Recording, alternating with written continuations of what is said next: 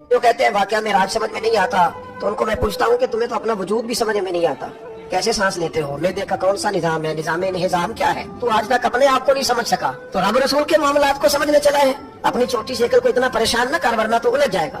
کہتے جی سمجھ میں نہیں آتا جی کیسے گئے، کس طرح گئے، کیوں کر کے گئے؟ تو نبی پاک نے تو کہا ہی نہیں میں گیا ہوں، حضور نے تو بعد میں کہا ہے میں گیا ہوں، پہلے تو رب فرماتا ہے سبحان اللہ جی، جو لے کے گیا ہے وہ ہر عیب سے ہر نقص سے پاک ہے۔ ایک زمانے تک یہ دائریہ قسم کے لوگ تھے نا عقل کے پجاری، ایک زمانے تک یہ کہا کرتے تھے کہ حضرت سلیمان علیہ السلام کا تخت ہوا میں کیسے اٹھتا تھا، بڑا اعتراض ہوتا تھا، بڑی اس پر باتیں ہوتی تھی۔ اب نہیں آپ سنتے ہوں گے کوئی بات، کیوں بلا؟ اب ہر روز جہاز اڑتا ہے اور اس تخت سے زیادہ وزن لے کے اڑتا ہے۔ چھوڑ دیا حضرت سلیمان کے تخت پر اعتراض کرنا، اس لیے کہ سارے اڑ کے آتے جاتے ہیں۔ پھر ایک نیا اعتراض شروع ہو گیا، اتنا چھوٹا سا کنکر اور اتنا چھوٹا سا ابابیل اور اتنے بڑے ہاتھی کو کنکر مارے تو اتنے سے کنکر سے ہاتھی کیسے مر جاتا ہے؟ بڑی پریشانی تھی۔ پھر اللہ نے فضل کیا تو بندوق کی گولی ایجاد ہو گئی، کہنے لگے نہیں نہیں پریشر سے لگے تو ہاتھی ماری جاتا ہے۔ اب اس کے بعد دوبارہ اس بات پر اعتراض نہیں کرتے، پہلے کہتے تھے کہ انسان کیسے جاتا ہے، کیوں کر جا سکتا ہے، ممکن کیسے ہے، یہ مطلب کیسے ہو گیا، معراج کیسے ہوئی؟